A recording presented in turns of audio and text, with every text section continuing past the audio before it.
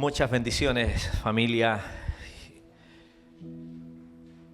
Y en esta mañana continuamos con la serie Lugares Relevantes de la Biblia. El día de hoy, el pasaje bíblico está en San Juan, capítulo 4. Evangelio de Juan, capítulo 4. El título y el lugar relevante es el pozo de Sicar, donde Jesús tiene un diálogo con la mujer samaritana. Y el título es El altar de la gracia inesperada, porque la mujer no esperaba que la gracia del Señor se derramara en un lugar y en un momento tan cotidiano como era ir a buscar agua a ese pozo. Dios también se nos aparece muchas veces en esos lugares de la vida cotidiana. Amén. Y vamos entonces a tener la lectura, Evangelio de Juan, capítulo 4, y dice así la palabra del Señor. Cuando pues el Señor entendió que los fariseos habían oído decir, Jesús hace y bautiza más discípulos que Juan, aunque Jesús no bautizaba, sino sus discípulos, salió de Judea y se fue otra vez a Galilea. Esta frase es importante. Y le era necesario pasar por Samaria. Vino pues a una ciudad de Samaria llamada Sicar, junto a la heredad que Jacob dio a su hijo José. Y estaba allí el pozo de Jacob. Entonces Jesús, cansado del camino, se sentó así junto al pozo. Era como la hora sexta, mediodía más o menos. Vino una mujer de Samaria a sacar agua y Jesús le dijo, dame de beber. Pues sus discípulos habían ido a la ciudad a comprar de comer. La mujer samaritana le dijo, ¿cómo tú siendo judío me pides a mí de beber, que soy mujer samaritana? Porque los judíos y samaritanos no se tratan entre sí. Respondió Jesús y le dijo, si conocieras el don de Dios, ¿y quién es el que te dice dame de beber? Tú le pedirías y él te daría agua viva. La mujer le dijo, Señor, no tienes con qué sacarla y el pozo es hondo. Tenía como 30 metros el pozo. ¿De dónde pues tienes el agua viva? ¿Acaso eres tú mayor que nuestro padre Jacob, que nos dio este pozo, del cual bebieron él, sus hijos y sus ganados? Respondió Jesús y le dijo, cualquiera que bebiere de esta agua, volverá a tener sed. Mas el que bebiere del agua que yo le daré, no tendrá sed jamás, sino que el agua que yo le daré será en él una fuente de agua que salte para vida eterna. La mujer le dijo, Señor, dame esa agua para que no tenga yo sed, ni venga aquí a sacarla. Jesús le dijo, ve, llama a tu marido y ven acá. Respondió la mujer y dijo, no tengo marido. Jesús le dijo, bien has dicho, no tengo marido, porque 5 maridos has tenido, y el que ahora tienes no es tu marido. Esto has dicho con verdad. Le dijo la mujer, Señor, me parece que tú eres profeta. Nuestros padres adoraron en este monte, y vosotros, como judíos, decís que en Jerusalén es el lugar donde se debe adorar. Jesús le dijo, mujer, créeme que la hora viene cuando ni en este monte ni en Jerusalén adoraréis al Padre. Vosotros, los samaritanos, adoráis lo que no sabéis. Nosotros adoramos lo que sabemos, porque la salvación viene de los judíos. Mas la hora viene y ahora es cuando los verdaderos adoradores adorarán al Padre en espíritu y en verdad. Porque también el Padre tales adoradores busca que le adoren. Dios es espíritu, y los que le adoran en espíritu y en verdad es necesario que adoren. Le dijo la mujer: sé que ha de venir el Mesías llamado el Cristo. Cuando Él venga, nos declarará todas las cosas. Jesús le dijo: yo soy el que habla contigo. En esto vinieron sus discípulos y se maravillaron de que hablaba con una mujer. Sin embargo, ninguno dijo: ¿qué preguntas? ¿Qué hablas con ella? Entonces la mujer dejó su cántaro y fue a la ciudad y dijo a los hombres: venid, ved a un hombre que me ha dicho todo cuanto he hecho. ¿No será este el Cristo? Entonces salieron de la ciudad y vinieron a él. Entre tanto, los discípulos le rogaban diciendo: Rabí, come. Él les dijo: yo tengo una comida que comer que vosotros no sabéis. Entonces los discípulos decían unos a otros: ¿le habrá traído alguien de comer? ¿Alguna chaparrita o algo? Jesús le dijo: mi comida es que haga la voluntad del que me envió y que acabe su obra. ¿No decís vosotros aún faltan 4 meses para que llegue la siega? He aquí os digo: alzad vuestros ojos y mirad los campos. ¿Se acuerda que yo prediqué hace algunos meses atrás? ¿Quién era el campo blanco? La multitud que traía la mujer samaritana. Porque ya están blancos para la siega, y el que siega recibe salario y recoge fruto para vida eterna, para que el que siembra goce juntamente con el que riega. Porque en esto es verdadero el dicho: uno es el que siembra y otro es el que riega, el que siega. Yo os he enviado a segar lo que vosotros no labrasteis. El grupo de samaritanos que venían vestidos de blanco. Otros labraron y vosotros habéis entrado en sus labores. Y muchos de los samaritanos de aquella ciudad creyeron en él por la palabra de la mujer, que daba testimonio diciendo: me dijo todo lo que he hecho. Entonces vinieron los samaritanos a él y le rogaron que se quedase con ellos. Y se quedó allí 2 días, y creyeron muchos más por la palabra de él. Y decían a la mujer: ya no creemos solamente por tu dicho, porque nosotros mismos hemos oído y sabemos que verdaderamente este es el Salvador del mundo, el Cristo, el Mesías. Amén. Gloria al Señor. Amén. En la serie anterior de sermones de biografía hablamos acerca de esta mujer y de qué manera el Señor tiene este encuentro aparentemente fortuito. Pero sabemos que dentro de los planes del Señor estaba, como dice allí el pasaje, le era necesario pasar por Samaria en el versículo 4. O sea que ya el Señor lo tenía todo planificado para tener este encuentro que cambiaría, hermano, la vida no solo de esta mujer, sino de su familia y de todos los samaritanos que acudieron ante el testimonio que dio esta mujer.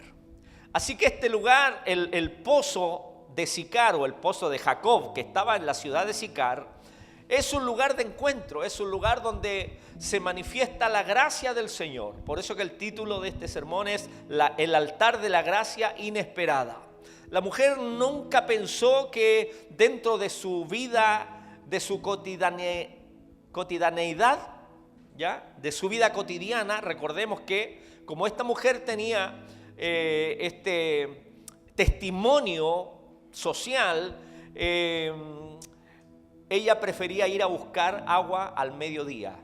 E ir a buscar agua al mediodía era exponerse al sol, ¿cierto?, de lo que significaba ir al mediodía. Y el resto de las mujeres, obviamente, que nadie iba a esa hora a buscar agua. Por lo tanto, esta mujer, ya para no toparse, ¿cierto?, con esa vida o esas situaciones incómodas, que fuese criticada por haber tenido 5 maridos y todo eso, entonces esta mujer fue o iba al mediodía para estar a solas. Y es en ese contexto donde nosotros vemos este altar de la gracia, donde esta mujer recibe la gracia del Señor. Sicar se encuentra en el valle entre el monte Ebal y el monte Gerizim, lugares relevantes que aparecen allí en el libro de Deuteronomio, cuando se levanta el monte de la bendición y el monte de la maldición. ¿Se acuerdan? Si ustedes obedecen, y ahí el Señor compara el monte de la bendición y el monte de la maldición si es que obedecen. Y este valle de Sicar estaba ubicado allí entre estos dos montes. Por eso que la mujer menciona después. En la antigua Siquem, el pozo de Jacob tiene más de 30 metros de profundidad. Por eso que la mujer le dice: Señor, ¿con qué vas a sacar el agua? Ella estaba en la visión o en la imagen desde el punto de vista literal, cuando Jesús comenzó a hablar del agua viva. No entendía a lo que el Señor se estaba refiriendo. Este pozo era alimentado por manantiales subterráneos, por capas, por napas subterráneas. Y geográficamente el pozo de Jacob, ubicado en Sicar, era una parada obligatoria para quienes viajaban entre Judea a Galilea o desde Judea a Galilea. Pero espiritualmente era una zona de exclusión, porque los judíos y samaritanos no se llevaban entre sí. Por lo tanto, ningún judío utilizaba esa ruta para pasar por Samaria. Ellos preferían darse toda la vuelta para no entrar. Por lo tanto, este lugar, el pozo de Jacob, ubicado en Sicar, también era un lugar de exclusión para los judíos, debido al odio, al rencor que tenían en contra de los samaritanos. Este encuentro ocurre a la hora sexta, como dice allí, mediodía, el momento de más calor, cuando nadie va al pozo o iba al pozo, revelando el aislamiento que vivía esta mujer, un aislamiento social. Y a veces, mis amados, para encontrarnos con Dios, o más bien dicho, para que el Señor nos encuentre, tenemos que pasar por lugares, ¿ya?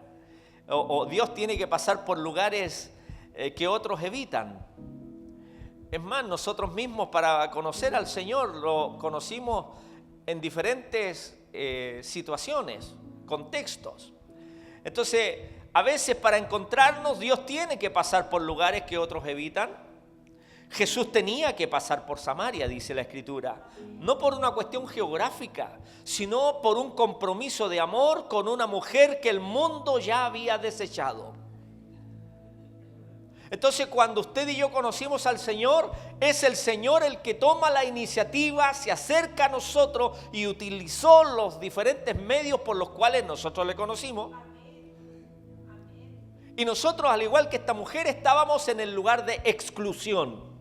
No sé si social, pero sí estábamos excluidos del reino de los cielos, porque el pecado nos separaba. Entonces, esta mujer enfrenta un encuentro glorioso con el Señor Jesucristo. Sicar representa el lugar donde nuestros secretos más oscuros chocan con la luz del Señor. En Sicar es donde usted y yo quedamos desnudos, que nuestra vida queda expuesta delante del Señor. Amén, ¿sí? Claro, representa. ¿Qué podemos ocultar del Señor? Nada podemos ocultar. En Sicar es donde usted y yo estamos expuestos Y gloria al Señor, no para ser condenados, sino para ser alumbrados, para ser sanados, restaurados, para que lo cojo no se salga del camino, como lo dice la carta a los Hebreos, sino que sea sanado. Entonces eso es lo que representa Sicar, el lugar donde nuestros secretos más oscuros chocan con la luz más pura. Es el pozo donde dejamos de buscar la satisfacción en lo temporal para encontrarnos con la fuente de vida eterna. El pozo de Sicar este lugar, el pozo de Jacob en Sicar, es el lugar donde nosotros dejamos de buscar o deberíamos dejar de buscar satisfacción en cosas intrascendentes. Y vamos a compartir entonces las lecciones que se derivan a través de esta historia. La primera lección es que Dios rompe el protocolo siempre. Si Dios quiere hacer algo en nuestras vidas, Dios no tiene problema de romper el protocolo. Amén. Sí. Es más, Él sanó en días de reposo, ¿recuerda usted? Él es el Señor del día de reposo. Él hizo cosas que ante el ojo de los religiosos era ilógico. Los fariseos le decían, ¿pero por qué tus discípulos no se lavaron las manos para comer? Claro, pero eso estaba dentro de las leyes de ellos. Leyes de purificación. Entonces cuando Jesús los confronta, dice, bueno, ¿qué contamina? ¿Lo que entra o lo que sale? Entonces, la primera lección es que Dios rompe el protocolo. Desde el versículo 7 al 9 nosotros vemos allí de qué manera el Señor rompe el protocolo. Porque judíos y samaritanos no se tratan entre sí. Y Jesús rompe por lo menos 3 barreras. Primero la racial, porque entre judíos y samaritanos no podían conversar o tratarse. Segunda barrera que rompe Jesús, la barrera de género. Es más, los discípulos se asombran, dice, porque estaba hablando con una mujer.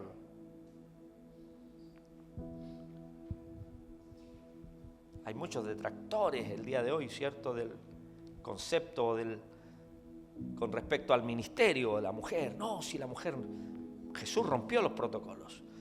Racial, de género, el maestro Jesús, el rabí, con una mujer hablando. Y tercero, el Señor rompe el protocolo moral. ¿Por qué? Porque Él no tuvo problema de hablar con una mujer que tenía un estilo de vida contrario moralmente. Jesús no esperó a que ella se purifique para hablarle. Jesús no esperó que esta mujer tuviera una vida más acorde socialmente o moralmente, sino que Él se acercó lleno de amor y de gracia, así como se ha acercado a cada uno de nosotros. Por eso que el amor del Señor es incondicional. Pero una vez que nos encontramos con Él, por supuesto que tenemos que hacer abandono de aquello que nos contamina. Como la mujer que iba a ser apedreada, y luego que se van sus apedreadores, Jesús le dice, ¿dónde están los que te condenan? No había nadie. Ni yo te condeno, le dijo Jesús. Pero ahí viene el pero. Pero vete y no peques más. Jesús invadió el espacio de esta mujer, un espacio de dolor, de rechazo, de aislamiento. Él rompió el protocolo. Y eso es lo que muchas veces hace la religión. La religión levanta muros. La gracia construye puentes.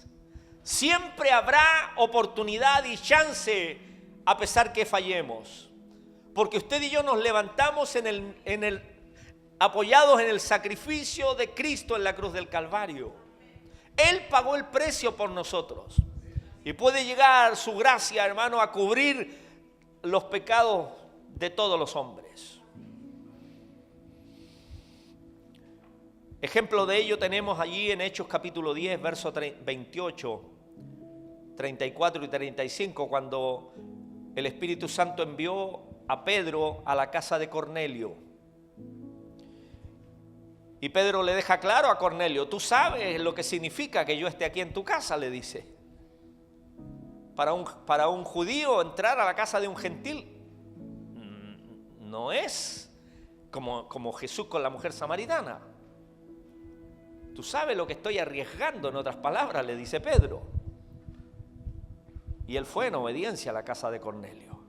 Y Pedro, entrando en casa de Cornelio, Dios le enseña a Pedro en el Nuevo Testamento lo que Jesús ya había demostrado aquí en el pozo de Sicar con esta mujer. Cuando Pedro recibe la visión de ese mantel con animales, ¿cierto?, para que comiese, Pedro le dice, no, Señor, yo ninguna cosa inmunda he comido. Y el Señor le responde, no llames tú inmundo lo que el Señor ya ha limpiado. El Evangelio para el mundo gentil, para los rechazados.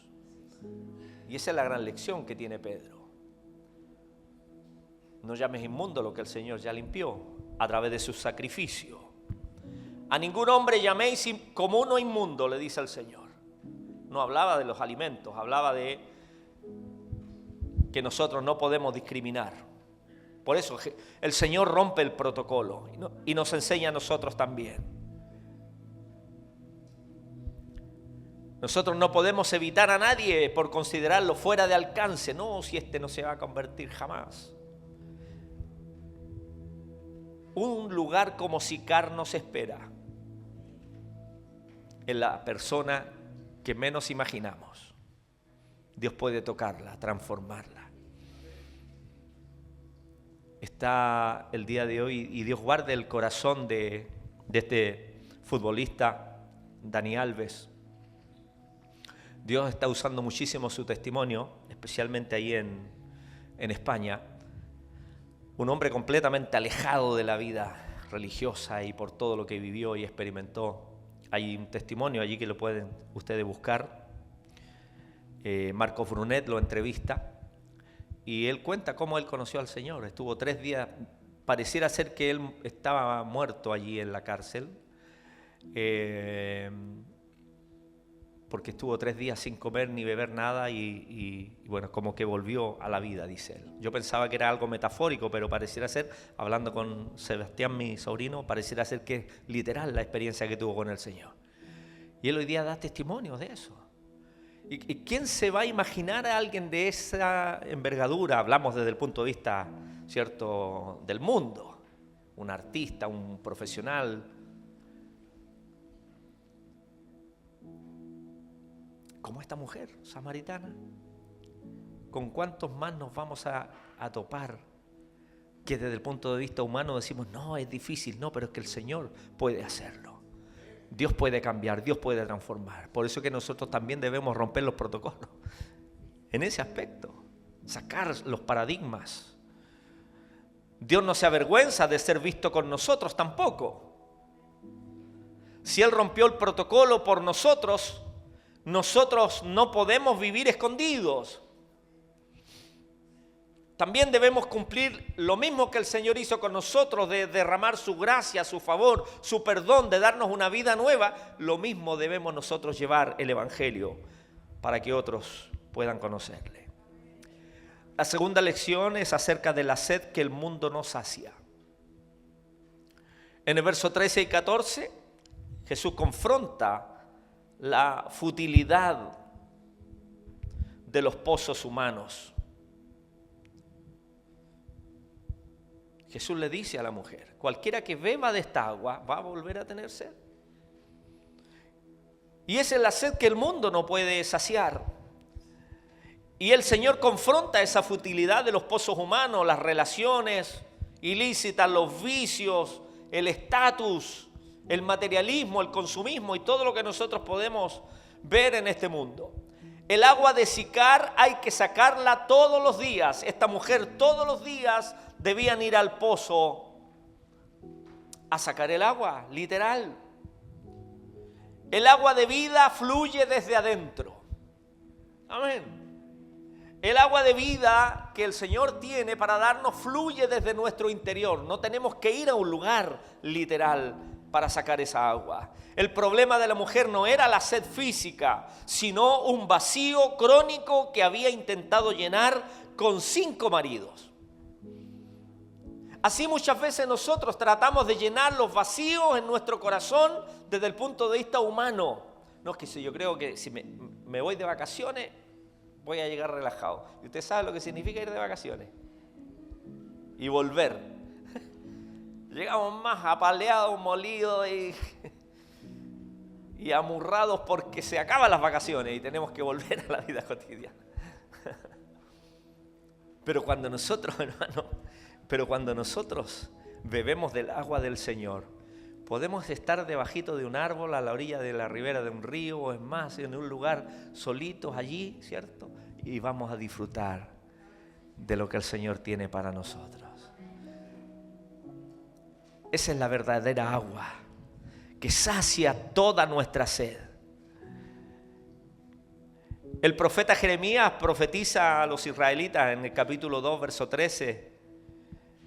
Y él denuncia que el pueblo dejó la fuente de agua viva para cavar cisternas rotas que no retienen el agua. Y Jeremías protesta a los israelitas. Ustedes dejaron a la mayor fuente de agua viva o de vida. Y cavaron, dice, para sí cada uno cisternas rotas que no retienen agua. Eso significa, mis amados hermanos, hay una sed que el mundo nos sacia. Y no estamos hablando de los que no conocen al Señor, también hablamos de nosotros. Cuando muchas veces nosotros volcamos nuestra vida y nuestro corazón en cosas que no satisfacen verdaderamente nuestra sed. Porque tenemos que ir de nuevo a ese tipo de situaciones. Debemos diagnosticar nuestra alma en esta mañana. ¿Qué pozo estamos visitando que nos deja igual de sedientos? ¿Cuál es el pozo que estamos visitando? ¿Con qué estamos llenando esa sed? Compras, validación externa, cosas que a lo mejor en sí mismas no son malas, pero estamos allí pegados. Claro, y seguimos pegados. ¿Por qué? Porque nos sacia. Tenemos que venir vez tras vez por una dosis de satisfacción. Pero cuando nos encontramos con el agua de vida que es el Señor, hermano, esa agua que fluye desde nuestro interior, esa presencia de Dios desde nuestro interior, otra es la vida de un creyente así. La vida espiritual no es un evento dominical, no es un culto, es un manantial que debe saltar dentro de cada uno de nosotros desde el lunes a domingo, todos los días. Así debe fluir. El Señor tiene un agua de vida para saciar nuestra sed. La tercera lección nos habla de la adoración. Esa adoración que se desarrolla o se debería desarrollar más allá del lugar geográfico. En el verso 21 al 24, ella quiere hablar de lugares, Gerizim y Jerusalén. Ustedes dicen que hay que adorar en ese monte. Nosotros dicen, la mujer lo lleva desde el punto de vista geográfico. Ella habla de lugares específicos, Gerizim, Jerusalén, pero Jesús habla de naturaleza. La verdadera adoración se relaciona con la nueva naturaleza, espíritu y verdad. Jesús despoja la adoración de su geografía. Dios no busca templos de oro, busca corazones transparentes, sinceros, que sean capaces de adorar en espíritu y en verdad. Cada vez que nosotros venimos delante del Señor debemos tener en claro eso. Estamos aquí para adorar al Señor en espíritu y en verdad, porque esa es la verdadera adoración que agrada al Padre. En espíritu, en verdad. Adorarlo en verdad es hacerlo sin máscara. Sin esa máscara de los 5 maridos.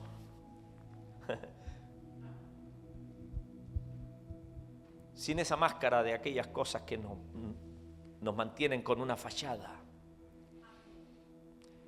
En Isaías capítulo 1, verso 11 al 17, Dios protesta a través del profeta Isaías y rechaza todos los actos que Israel hacía mediante los sacrificios, aunque estaba en la ley que debían hacerlo.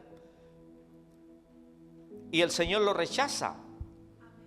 No quiero saber nada de sacrificio, de la sangre de animales, de lunas nuevas, porque el Señor dice: este pueblo de labios me honra, mas su corazón está lejos, lejos.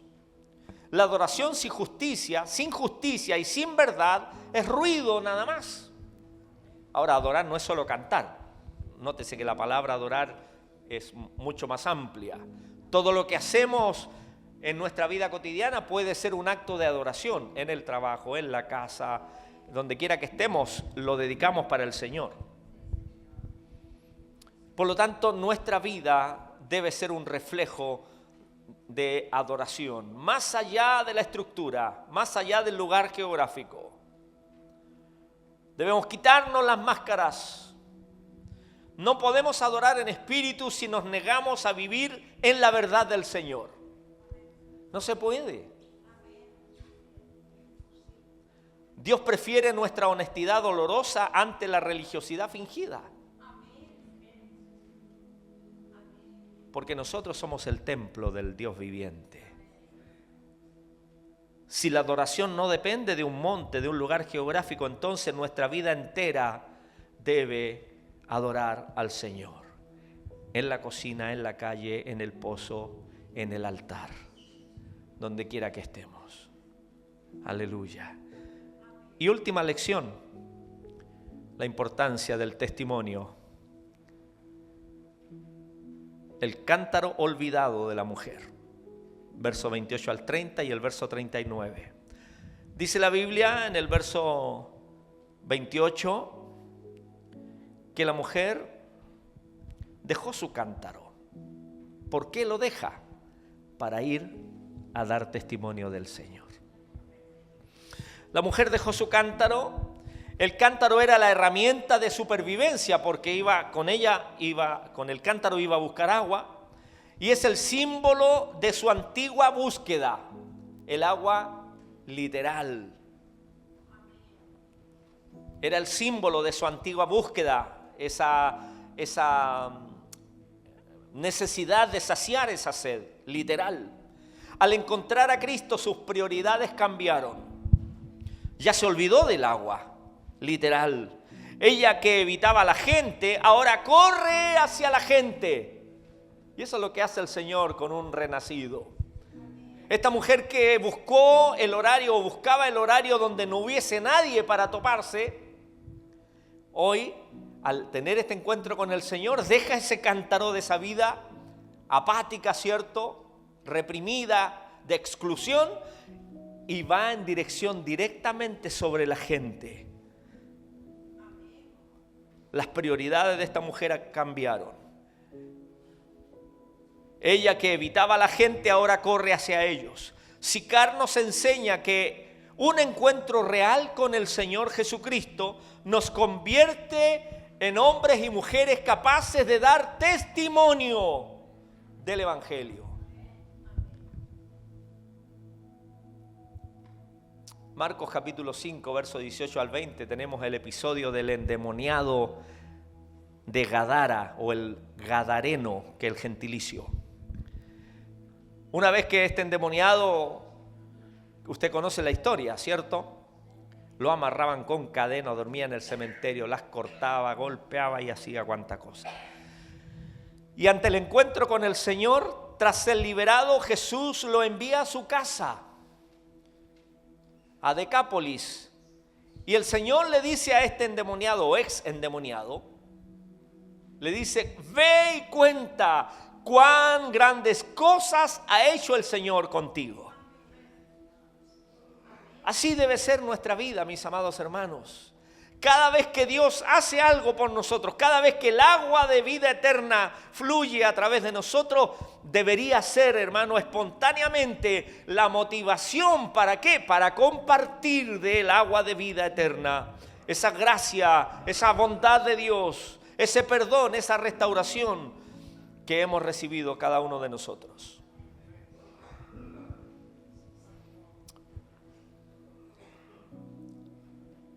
La transformación personal del gadareno y de cada uno de nosotros es el argumento más poderoso para ir y correr y decir: Dios ha hecho grandes cosas conmigo. Amén. Dios ha hecho grandes cosas conmigo. No soy el mismo de ayer. Amén. No soy el mismo. Mi vida ha cambiado. Es verdad que todavía nos quedan algunas cosas, pero somos distintos, somos diferentes. Él ha hecho cosas en nosotros. ¿Que tenemos que seguir cambiando? Claro que sí, como todos. Debemos olvidar el cántaro para dar testimonio del Señor. Soltemos el cántaro. ¿Qué sucedió en el pasado?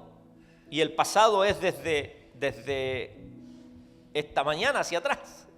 A veces pensamos el pasado solo, no, mi pasado sin Cristo, no, porque nos seguimos equivocando. ¿Qué peso de nuestro pasado nos impide correr para dar testimonio?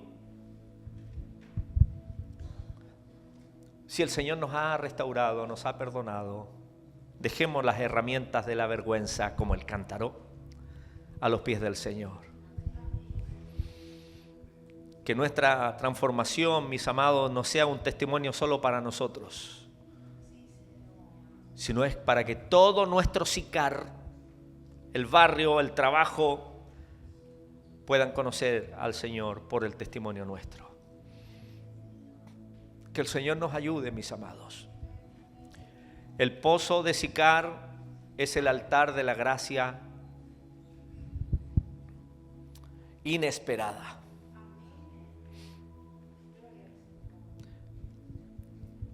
El pozo en SICAR nos invita hoy a que dejemos de satisfacer nuestra vida con aquellas cosas que nos sigue dando sed. Nos sigue dando sed. Es como cuando comemos papas fritas o algo salado, ¿cierto? Al rato tenemos que tomar agua. Y tomamos agua así. Bueno, así es como ocurre cuando tratamos de saciar con cosas que nos van a hacer volver a las cosas tangibles. Pero el Señor tiene un agua de vida que sacia toda nuestra sed del alma. Él conoce los 5 maridos que hemos tenido. El pasado, cualquiera sea, eso representa. Y aún así el Señor, como lo hizo con esta mujer, nos ofrece en esta hora esa agua bendita de vida eterna, de restauración. ¿Qué estamos tratando de llenar con agua que nos sacia? ¿Qué áreas de nuestra vida?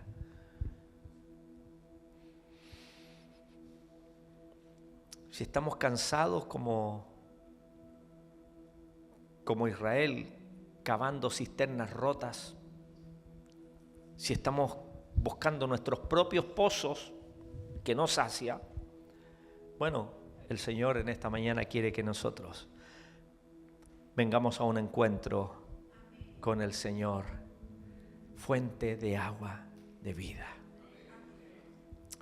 Así lo dice el capítulo 7 de Juan. Amén.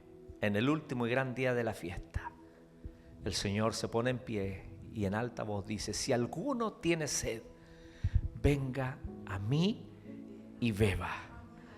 Y como dice la Escritura, de su interior correrán ríos de agua viva. ¿Cuántos quieren ese río de agua viva? Póngase en pie y vamos a clamar al Señor para que nos dé de esos ríos de agua viva en cada uno de nosotros. Estamos sedientos, Señor, en esta mañana venimos para que sacies toda nuestra sed. Amén. Gloria al Señor. Oremos al Señor. Padre, te honramos en esta hora. Estamos agradecidos de este tiempo que nos das. Gracias una vez más por tu palabra, Señor. En esta mañana, Señor, hemos sido bendecidos, porque una vez más el altar de esta gracia maravillosa está siempre disponible.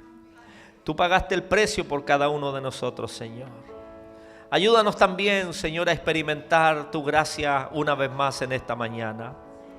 Así como tú rompiste los protocolos y te acercaste a esta mujer, Señor, para que ella pudiese experimentar estos ríos de agua viva, de la misma manera, Señor, en esta mañana te acercas a nosotros.